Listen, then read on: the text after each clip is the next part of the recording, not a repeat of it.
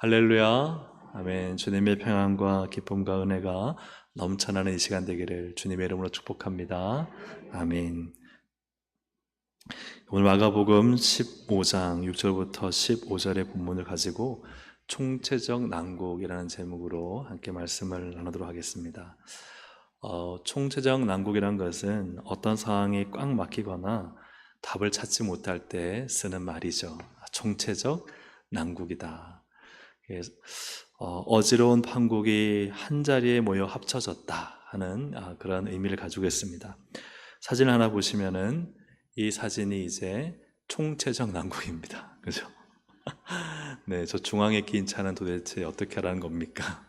어디서부터 차들을 빼서 풀어야 될지 모르는 총체적 난국이고, 또 그 다음 사진 하나 보시면 이 아이를 어디서부터 닦아야 될지 모르는 총체적 난국이죠.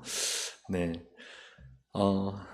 앞에 있는 그림들을 우스개로 봤지만 사실 예수님 당시의 사람들을 보면 참 웃을 수 없는 총체적 난국임을 볼 수 있습니다. 제 아들은 예수님을 배신하고 떠나고, 베드로는 예수님을 3번 부인하고, 그리고 오늘 이어서 이제 대제사장들과 그리고 빌라도 그리고 무리들이 등장하고 있습니다. 예수님 당시의 사람들이 과연 어떠한 사람들이었는가를 오늘 이 짧은 내용의 말씀을 통해 너무나 자세하게 우리에게 알려주고 있습니다. 먼저 대제사장들을 보고자 하는데, 이 대제사장들은 어떠한 사람들이었는가? 이들은 첫째로 이들은 시기의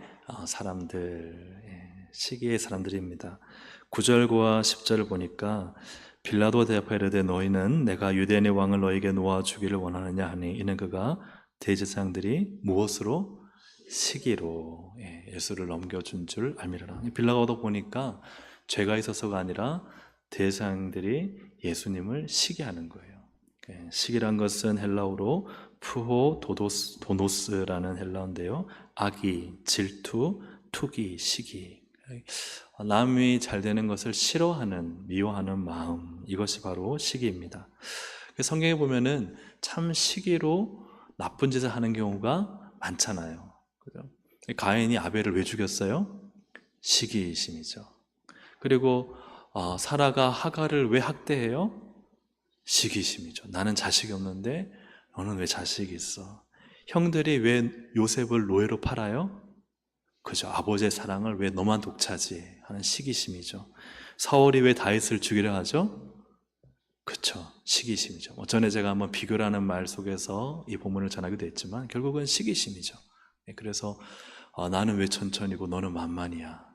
왜 여자들이 너를 그렇게 칭송하는 거야? 이런 시기심이 사람을 죽이기도 하고 죽이려 하는 것을 보게 됩니다. 그래서 시기는 무서운 질병입니다. 왜냐하면 시기는 다른 사람도 죽이지만 사실은 나도 죽이기 때문에 그래요. 이 시기심 마음에 있으면요, 누가 죽어요? 먼저는 내가 죽어요. 그리고는 이게 또 다른 사람을 죽이게 되는 거죠. 옛날 이야기입니다. 탐욕이 매우 많은 사람과 시기심이 매우 많은 사람이 살고 있었는데요, 악마가 나타나 이런 제안을 했습니다. 너희 중에 한 사람이 무엇을 구하면 다른 한 사람에게는 그 2배를 주겠다, 그런 거예요. 그러니까 이 탐욕이 많은 사람이 고민에 빠졌어요. 내가 먼저 구하면 저 시기심 많은 사람이 몇 배를 얻게 돼요? 2배를 얻게 돼요. 그러니 배가 아픈 거예요. 내가 먼저 구하지 않아야지. 시기심 많은 사람도 고민에 빠졌을까요? 안 빠졌을까요? 빠졌겠죠. 내가 이거 구했는데 저 사람이 2배 받으면 시기가 나야 안 나요? 나죠. 그래서 마침내 다들 이 곡 닦고 있다가 마침내 시기심 많은 사람이 먼저 악마에게 말을 꺼냈습니다. 내 눈 하나 가져가시오.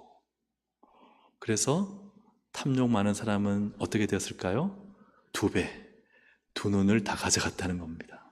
제가 전에 한번 이 예화를 말씀을 드렸는데, 이 정도로 시기가 무섭다는 거예요. 시기심은 그렇잖아요. 우리가 내가 못 먹는 거 남도 먹으면 안 돼, 이런 마음이 시기심이잖아요. 사랑하는 여러분, 시기와 이 마음속에 있는 질투심을 방치해두면 안 됩니다. 그것은 마치 독버섯처럼 계속 자라서 어느 순간 나도 해치고 남도 해치는 결과를 갖게 된다는 거예요. 그 시기는 내 눈 하나 뽑고 다른 사람 두 눈 뽑는 거예요. 그만큼 무서운 거죠. 그죠? 나도 죽이고 상대방도 죽이는 게 바로 시기와 질투와 미움이다. 그래서 왜 죄 없으신 예수님을 대제사장들이 죽이려고 하는가? 시기심인 거예요. 시기심. 우리 유대교 종교를 따르지 않고 어떻게 저 갈릴리의 예수를 많은 사람들이 따르는가 하는 이 시기심이 결국은 예수를 그렇게 십자가에 못 박게 던졌다 하는 것입니다. 또한 대제사장들은 어떤 사람인가 하는 것을 보면은 이 사람들은 충동질의 사람들입니다. 충동질은 뭐예요? 충동을 잘한다는 것이죠. 11절을 보시면 함께 읽어보겠습니다. 그러나 대제사장들이 무리를 놓아달라 하게 하니, 대제사장들이 하는 게 뭐예요? 무리를 충동하는 거예요. 충동. 그래서 자기의 힘으로, 자기의 판단으로, 자기의 말로 이렇게 어떤 법적인 절차를 거쳐서 예수를 죽이려는 것이 아니라 무리를 충동해서, 그래서 그 힘을 모아 자기들의 뜻을 이루려고 하는 것이죠. 충동은 무엇입니까? 어떤 일을 하도록 남을 부추기거나 심하게 마음을 흔들어 놓는 것이죠. 막 마음에 부채질하는 거예요. 그 마음에 조금만 그냥 작은 예를 들어서 의심인데요, 그걸 막 확 불태워서 완전히 막 그냥 대적하고 적대감을 불어일으키는 거죠. 그게 충동질, 마음의 부채질입니다. 제가 요즘 새벽에 이렇게 사도행전을 전하다 보니까 저도 계속 사도행전을 전하다 보니까 제 눈에 들어와서 어제 이제 새벽에 전한 말씀이 있거든요.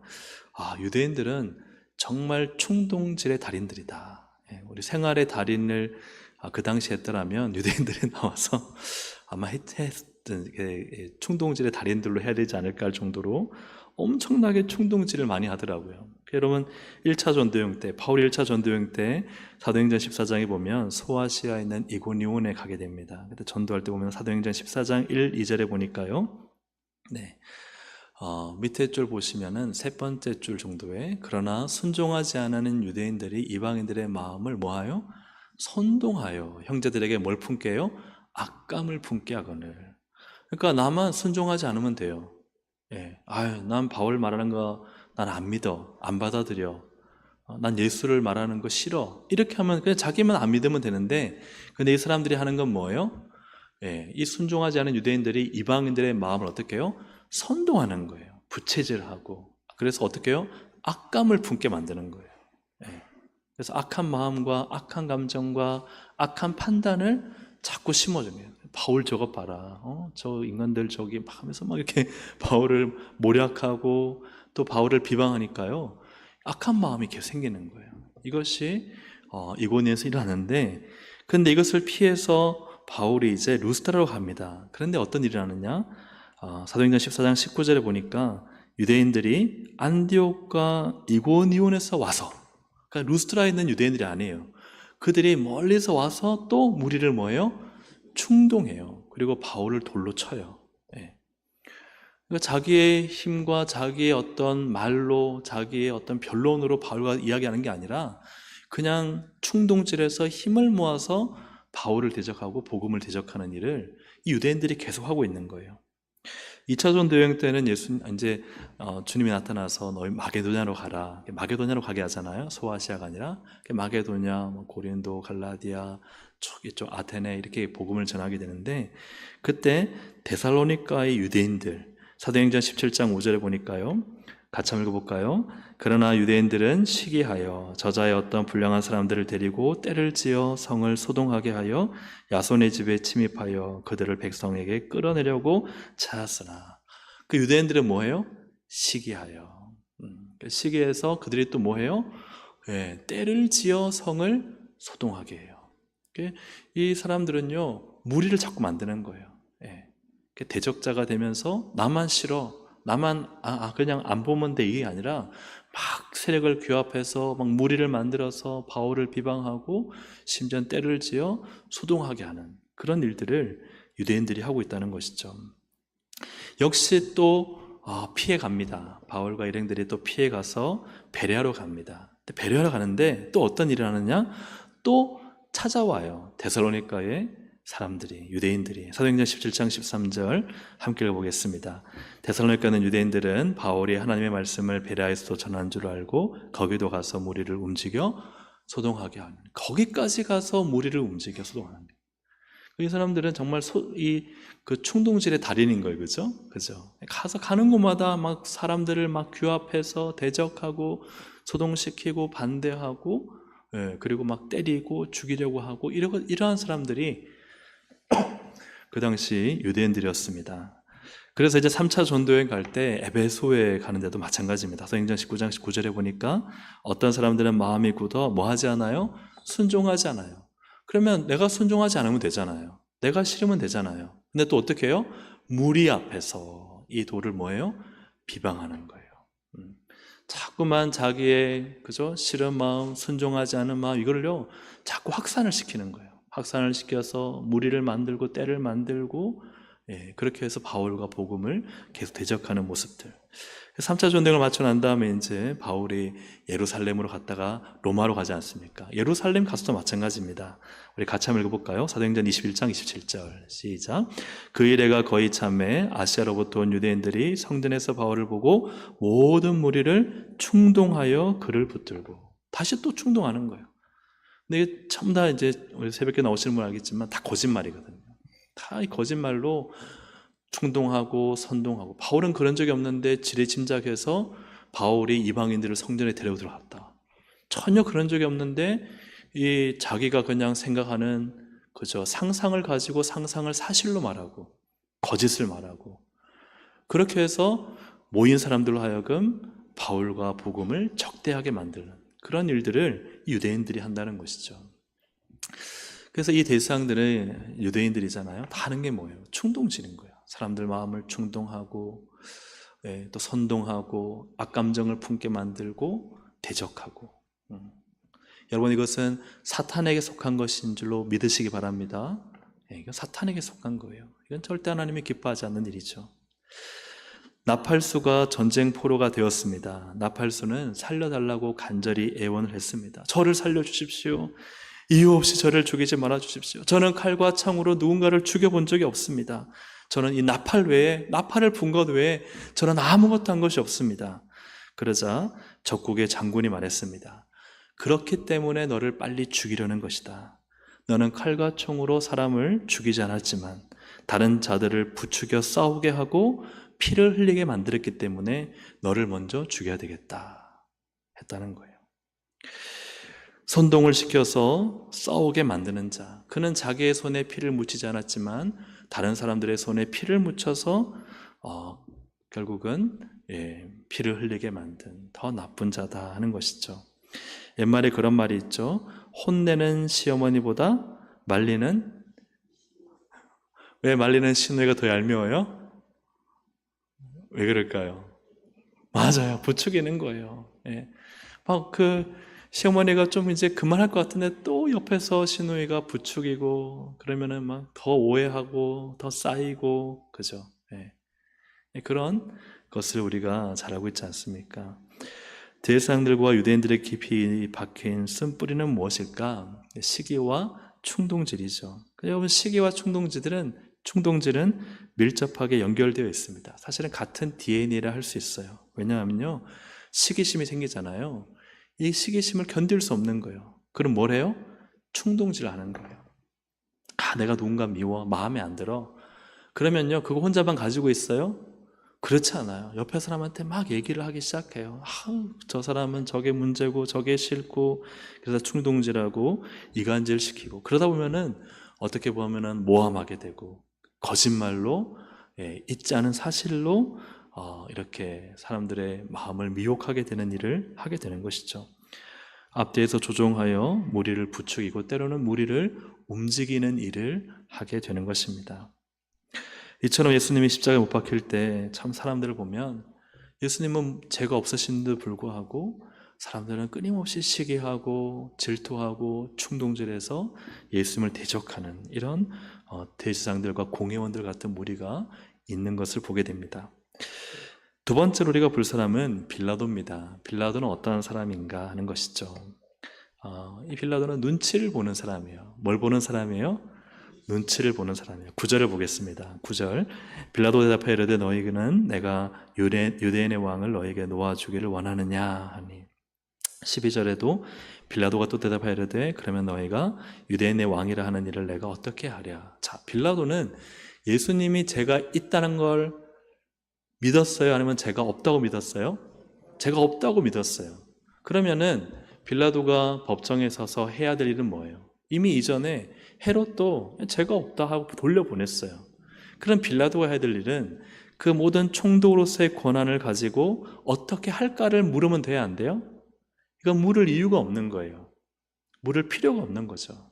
이럴 때는 그냥 예수는 죄가 없다 하고 다 해산을 시켜야 돼요. 왜냐하면 로마의 군대가 있잖아요. 그 로마의 군대로 얼마든지 해산할 수 있음에도 빌라도는 계속해서 유대인들의 눈치를 보고 있습니다. 누가복음 23장 3, 4절에 보니까 빌라도 예수께 물으되 네가 유대인의 왕이냐 대답하여 이르시되 내 말이 옳도다. 빌라도가 대상들과 물에게 이르되 내가 보니 이 사람에게 뭐가 없도다? 죄가 없도다. 그러니까 빌라도는 예수님이 죄가 없다는 걸 알았어요. 그리고 그의 아내로부터 또 중요한 얘기를 들었잖아요. 마태복음 20장 19절에 보니까 아내가 사람을 보내서 말해요.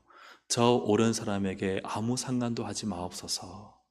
이런 경고도 받고 예수가 죄가 없다는 것도 본인이 알고 있다면 그러면 그가 해야 될 재판 속에서 일은 그죠. 아무리 밀란이 일어난다 할지라도 그 밀란이 일어나 자기가 총독의 자리에서 잘린다 할지라도 그가 해야 될 일은 뭐예요? 뭘까요? 예수는 죄가 없다. 무죄를 선포해야 되는 거예요. 근데 이렇게 9절과 12절에서 계속해서 사람들의 눈치를 보며 또 사람들의 입맛에 맞추려고 하는 행동이 결국은 예수를 죽이게 만들었다 하는 것입니다.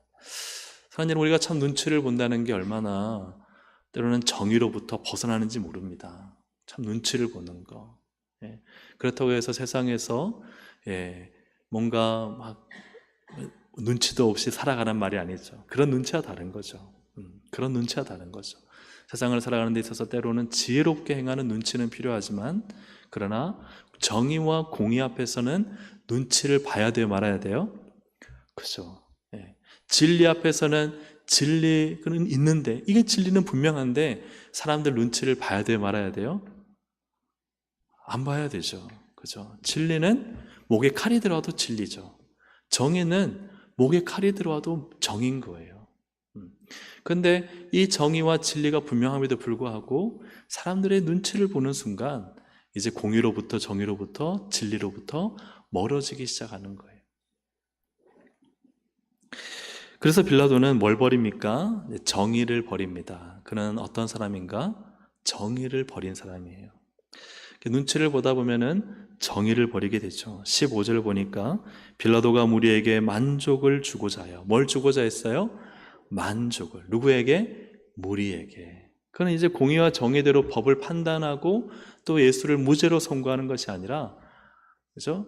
무리를 만족하게 하다 보니까 어떻게 돼요? 죄인인 바라바는 놓아주고 죄가 없으신 예수님은 십자가에 못 박게 만드는 이 말도 안 되는 일을 빌라도가 하게 되는 것입니다. 법과 정의는 이제 온데간데 없어지고 정치적 이해 타산을 가지고 무리를 만족시키는 인생으로 끝나게 되는 거죠. 그래서 사후승에 보면은 예수님은 누구에게 못 박혀 죽으셨어요? 빌라도에게. 여러분, 우리가 신앙으로 선한 것이 무엇입니까? 하나님의 진리와 하나님이 주신 말씀의 견고한 터 위에 그 어떤 상황에도 흔들리지 않고 살아가는 것인 줄로 믿습니다. 근데 그게 없으면요 자꾸 사람 눈치 보는 거예요. 이 사람 눈치 보고 저 사람 눈치 보고 그 사람이 나에게 주신 말씀을 쫓기보다는 그냥 이 사람 잘 구슬려서 맞추고 저 사람 잘 구슬려서 맞추고 그러다가 인생이 그냥 어디로 가는지도 모른 채 끝나버리는 거예요. 여러분, 하나님이 주시는 분명한 진리가 있습니까? 그 정의와 공의가 무엇인지 알고 있습니까? 그걸 붙잡고 사시기를 주의 이름으로 축복합니다.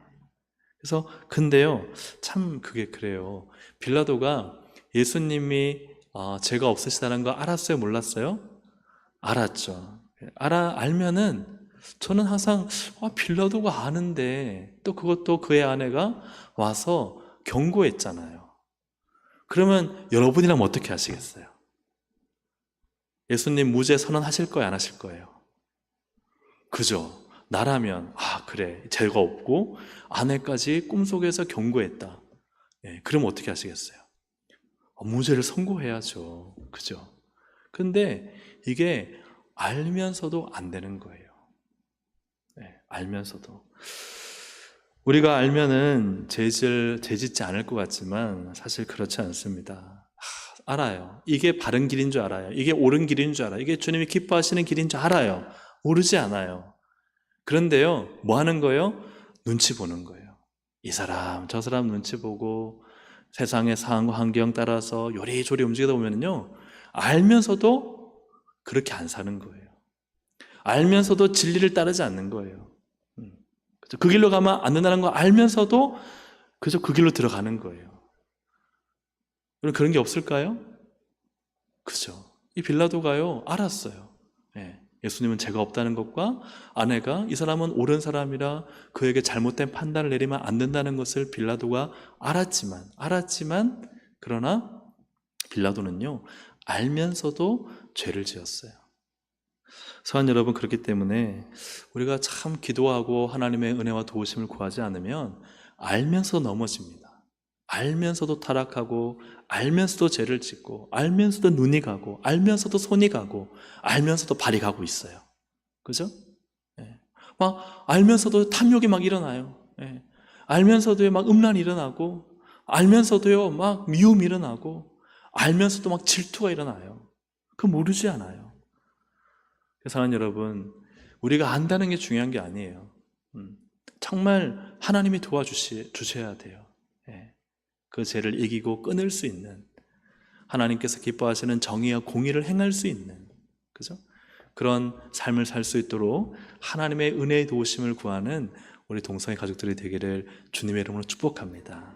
그래서 나는 하나님, 사람들을 만족시키고 기쁘게 하려고 산 것이 아니라 나는 하나님을 만족시키고 하나님을 기쁘시게 하려는 삶을 살았습니다. 할렐루야. 아멘. 그렇게 살면요, 그 다음은 다 주의가 만족이 돼요. 근데 사람 기쁘게 하려고 눈치 보다가 하나님을 실망시키고 하나님을 대적할 수 있다는 사실을. 그렇죠? 그리고 늘 우리가 경각심을 가지고 깨어 있어야 합니다. 늘 깨어서 기도하고 하나님을 만족시키는 우리 모두가 되기를 간절히 소망합니다. 아멘. 자, 그 다음은 이제 세 번째로 무리입니다. 무리는 어떠한 사람들인가 하는 것이죠. 무리는 이용당하기 쉬운 사람들입니다. 뭐 당하기 쉬운 사람들요? 그렇죠. 요즘 같으면 이제 보이스피싱 당하기가 최적화된 사람들이라고 할 수 있죠. 자, 11절을 보겠습니다. 함께 읽어볼까요? 그러나 대제사장들이 무리를 놓아달라 하게 하니, 자, 무리를 충동하여. 대제사장들의 말에 충동되는 사람들이에요. 뭔가 마음이 그냥 쉽게 흥분이 되어서 그냥 확 끌어오르는 사람들인 거죠. 근데 빌라도가요, 이유를 물어요. 왜 예수를 죽여야 되냐? 그러니까 그 이유를 말하지 못해요. 왜 죽여야 되는지 이유도 모르면서 무조건 예수를 죽여라는 거예요. 이게 이제 무서운 거죠. 이게 집단의 힘이죠. 집단이 한번 소리를 지르는데 왜 그렇게 해야 됩니까? 묻지 말라는 거예요. 그냥 우리가 맞다는 거예요. 막 집단화 돼가지고 네가 틀렸어, 우리가 맞아, 막 그렇게 집단이 소리 내기 시작하면요, 그 한 사람이 진리를 말하고 제대로 하더라도요, 그 집단의 목소리 지는 거예요. 여러분, 그래요, 안 그래요? 근데 이야기를 하자면 이야기를 하잖아요. 이유를 알지 못해요. 대화를 하면, 그죠? 대화를 듣지 않아요. 설득을 하면 설득이 되지 않아요. 왜요? 흥분되었거든요. 마음이 흥분되고 막 가격해지고 막 옆에 충동질 하니까요, 확 끌어올라가지고 괘씸하다, 죽여야 되겠다, 이 마음이 드는 순간 누군가 대화할 필요도 없고 사실 여부를 확인할 필요도 없고 그냥 자기들이 판단한 게 맞다고 생각하고 무조건 죽여라는 거예요. 이용당하기 쉬운 사람들이죠. 대제사장들의 말에 이용을 당하고 있는데 이용당하는지도 모른 채 예수님을 십자가에 죽여라고 외치는 사람들이에요. 이것이 무리들이에요. 그래서 이 무리들의 힘은 무엇인가? 무엇이겠습니까? 목소리죠. 그래서 13, 14절 함께 읽어보겠습니다. 시작. 다시 한번 13, 14절 시작. 그들이 다시 소리 지르되 빌라도가 이르되 어찌미냐 무슨 악한 일을 하였느냐 하니 더욱 소리 지르되 십자가에 못 박게 하소서 하는지라. 다시 소리 질렀다는 것은 그 앞에 소리를 질렀단 말이에요? 안 질렀단 말이에요? 질렀죠. 근데 왜 예수님을 십자가에 못 박아야 돼? 그러자 뭐예요? 그들이 한 건 뭐예요? 설명하는 게 아니에요. 이렇게 해서 예수가 죄지어서 예수를 십자가에 못 박아야 됩니다라고 말하는 게 아니에요. 뭐예요? 다시 소리 지르는 거예요. 십자가에 못 박으세요. 어찌미냐 무슨 악한 일을 예수님이 했느냐라고 또 묻잖아요. 그러면 예수가 이러이러한 죄를 지었습니다 말을 해야 되잖아요. 근데 그건 설명 못하고 뭐예요? 소리 질러서 더욱 소리 질러서 못 박으라는 거예요. 그래서 제가 전에 말씀드렸던 것처럼 괘씸죄죠. 괘씸죄. 이유도 없고 근거도 없는데 무조건 싫다는 거예요. 그래서 소리 지르고 다시 소리 지르고 더욱 소리 질러서 그냥 목소리 큰 놈이 뭐예요? 장땡인 거예요. 목소리 큰 놈이 장땡인 거예요. 목소리 큰 놈이 이긴다는 말은 목소리가 커야 이기니까 목소리를 마음껏 질러서 이기는 삶을 살라는 게 아니죠. 그죠? 그렇게 목소리 큰 사람이 이기는 것 같지만 그 목소리 큰 사람이 아무 이유 없이 근거도 없이 그렇게 자기 식대로 살아가는 그것이 언젠가는 불의하고 비합리적이고 부당하여 그 힘을 잃을 것이라는 말을 하는 것이죠. 목소리 큰 사람이 이겨? 너 목소리 크겠네. 그런 거 아니잖아요. 그 사람이 지금은 자기 목소리로 이기는지 몰라도 그러나 그의 불합리함과 비상식적인 것이 언젠간 드러난다는 거예요. 그래서 이건 또 다른 의미로는 내가 무서워서 피하는 게 아니라 더러워서 피한다는 거예요. 내가 저렇게 목소리 큰 사람이랑 상대해봐야 나도 똑같이 더러워지니까 상대를 안 하겠다는 거죠.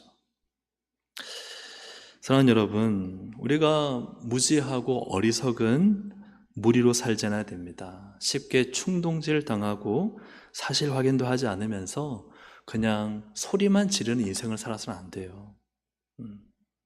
정확한 사실관계를 확인하고 또 합리성을 가지고 상식적인 면을 가지고 하나님의 뜻이 무엇인가를 확인해서 지혜롭고 바른 말을 하고 지혜롭고 바른 말을 들을 수 있고 그런 대화 속에서 문제를 해결하고 정당성을 확인하는 것이 중요하지 그냥 세력을 규합해서 큰 목소리를 내면 깔아뭉개고 그죠? 힘으로 억압시키고 그리고 우리가 맞다고 주장하는 왜 그렇게 해야 되는데요? 그 이유가 뭔데요? 잘못한 게 있나요? 얘기하라면요 말을 못해요. 그냥 무조건 소리로 질러서 끝내려고 하는 거예요. 오늘 사랑하는 동생 가족들 가운데 이런 사람이 단 한 사람도 없기를 주님의 이름으로 축복합니다. 교회에서 그러시겠어요. 세상에 나가서 그냥 힘과 권위 가지고 짓눌러서 목소리를 이기려고 설명을 듣고 확인을 해보고 그죠? 그런 어떤 이해타당한 관계 속에서 사실 확인 속에서 대화를 하고 그런 것 속에서 문제를 해결해 나가야 되는데 힘과 또 이런 것에 그냥 내가 충동질 당해서 거기에 그냥 아무 이유 없이 너 왜 따라가? 몰라요. 옆에 사람이 가자 그랬어요. 이렇게 피켓 들고 막 시위하는 거예요. 그리고 자기가 거기 왜 있는지도 몰라요. 그죠? 아마 광화문에 모이는 사람들 자든 우든 아마 대부분은 자기가 여기 왜 왔는지를 모를 수 있고 그 앞에서 막 부스 설치해놓고 카페에서 말하는 사람들 얘기가 무슨 얘기인지도 모른 채 거기 서 있는 사람들이 많을 거예요. 물론 큰 목적은 가지고 왔겠죠. 보수 타도, 뭐 좌파 타도 이런 걸 가지고 왔겠지만 그 앞에서 하는 얘기 뭔지도 모른 채 옆에 막 그냥 아이스크림 팔면 아이스크림 먹으면서 막 그냥 여기 시간 때우다 가고 그런 사람들 대부분 아니겠어요?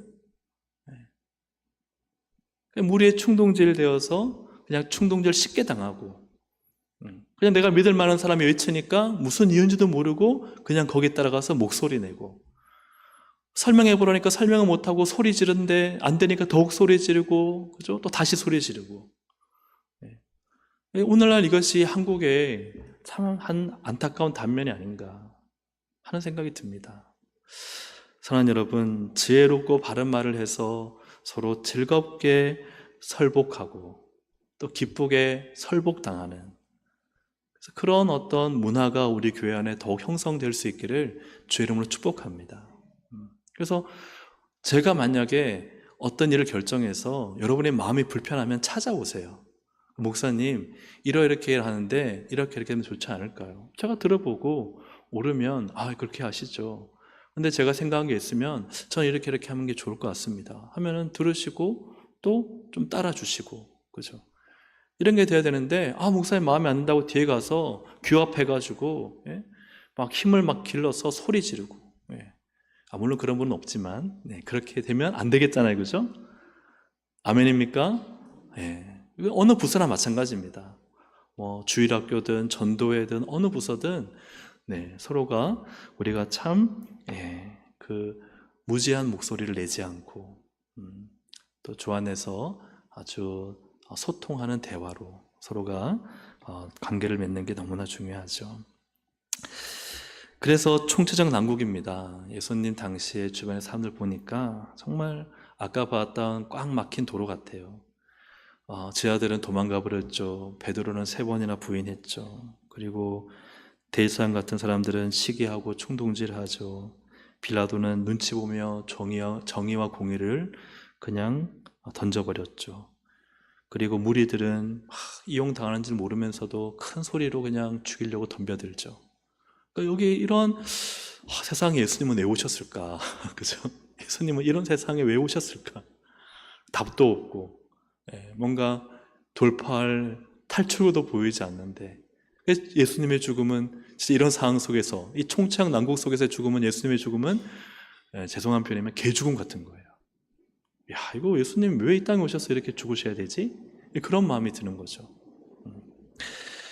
그럼에도 예수님은 소망하는 것이 있었습니다. 누가복음 22장 32절 함께 읽어보겠습니다. 시작.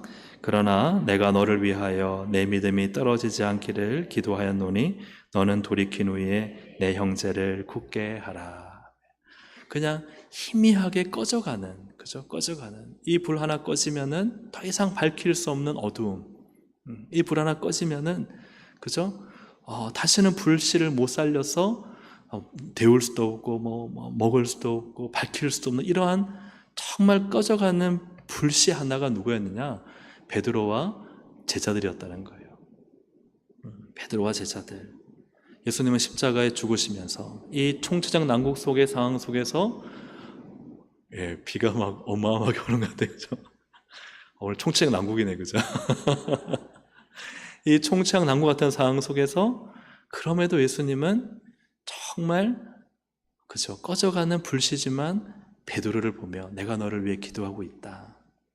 그리고 너는 돌이킨 후에 내 형제들, 누구예요? 제자들, 가룟 유다를 뺀 10명의 제자들과 믿는 사람들을 굳게 세워야 한다. 그리고 예수님은 부활하신 후에 이 제자들을 찾아가시잖아요. 참 예수님의 입장에 우리가 선다면 답이 없는 것 같아요. 제자들도 베드로도 막 주위의 사람들도 내가 왜 여기 와서 이런, 그죠? 죽음을 맞이해야 돼 할 정도의, 그죠? 인간적인 실망감과 괴로움이 가득하셨을 것 같아요. 예수님 주위의 사람들은 제정신이 아닌 것 같아요. 그냥 미친 사람들 같아요. 그죠? 대제사장들이, 또 빌라도가, 그리고 무리들이 그 하루 만에, 하루도 아니죠, 반나절 만에 그냥 예수를 죽이는데 확 마음을 모으는 거예요. 그럼에도 예수님은 십자가에 달리면서까지도 소망하는 작은 불씨, 베드로와 제자들이 있었다는 것이죠. 그 불씨가 지금은 살아나서 우리 동성애 가족들이 되고 온 열방에 이 불씨가 확산되었다는 것입니다. 오늘 우리 주일학교와 혹은 우리 목장에 또 우리가 살아가는 삶에 불씨가 꺼진 것 같고 또 답이 없는 것 같고 총체적 난국 같은 상황, 이 사람 전도하고 저 사람 전도해도 아무도 전도해 오지 않고 교회 오지 않고, 우리 가족들을 봐도 만약에 총체적 난국 같은 상황이 있다 할지라도, 그러나 하나님이 아직 살려놓으신 불씨가 있음을 믿으시기 바랍니다. 그 불씨는 살아있습니다. 거기서부터 시작하는 거예요. 하나님은 일하고 계십니다. 다 꺼진 것 같지만 불씨 하나를 살려놓으셨어요. 왜요? 꺼져가는 심지를 그저 끄지 않으신다는 거예요. 할렐루야. 상한 갈대를 꺾지 않으신다는 거예요. 그게 하나님의 일하심입니다. 그 일하심 바라보고 정말 소망하며 믿음으로 승리하는 우리 동성애 가족들이 되기를 주님의 이름으로 축복합니다. 아멘. 우리 함께 이 시간 한번 기도하시겠습니다. 총체적 난국 같은 이 한국의 상황들, 또 우리 혹시 주변에 혹은 또 주위 교회들 가운데 참 너무나 어렵고 힘든 상황들도 있고, 또 우리 가족 안에 그런 일이 있을 수도 있습니다. 정말 답이 없고 어떻게 저럴 수 있을까 하는 마음이 들 때가 있지만, 그래도 우리 하나님은 일하십니다. 거룩한 불씨는 살아있습니다. 하나님은 우리에게 그저 아직 꺼지지 않는 불씨를 남겨두셨습니다. 하나님은 일하십니다. 다시 살리십니다. 역사하십니다. 작은 불씨 하나가 큰 산을 태우듯 하나님의 역사는 일어나고 있습니다. 우리 믿음을 가지고 하나님, 우리 가정에, 우리 교회에, 이 나라의 온 열방에 하나님 일해 주십시오. 불씨를 다시 뜨겁게 불태워 주십시오. 우리 기도하는 시간 되기를 소망합니다. 주여 한번 부르기도 하시겠습니다. 주여. 하나님 아버지, 네 감사합니다. 하나님, 우리는 참으로 총체적 난국 같은 상황을 만날 때가 있습니다. 답답하고 답이 보이지 않고, 하나님 참으로 예수님 십자가에 못 박히실 때 정말 이 상황은 너무나 이해가 되지 않는 상황입니다. 죄 없으신 예수님을 이렇게 사람들이 무자비하게 하나님 시기하고 충동질하고, 또 하나님 정말 모든 눈치를 보며 뒤를 뒤집으시고, 결국은 하나님 목소리로 예수를 죽이는 이 장면 속에서, 또 예수님이 가장 아끼는 제자들이 예수님을 배신하고 떠나버리고 부인하는 이 상황 속에서 과연 예수님은 왜 십자가를 지셨습니까? 하나님, 그러나 하나님이 일하십니다. 이 환경 가운데도 하나님은 하나님 일을 하고 계시고, 하나님은 이 작은 불씨 하나를 가지고 다시 큰 불을 일으키시는 주님이신 줄로 믿습니다. 믿음을 가지고 도전하게 하시고, 믿음을 가지고 살아가게 하시고, 믿음으로 기도하게 해주시고, 믿음으로 하나님 역사를 보는 우리의 신앙이 될 수 있도록 하나님 도와주시고 인도해 주시기를 원합니다. 주님 일하심을 소망하오니 하나님 역사하여 주시옵소서.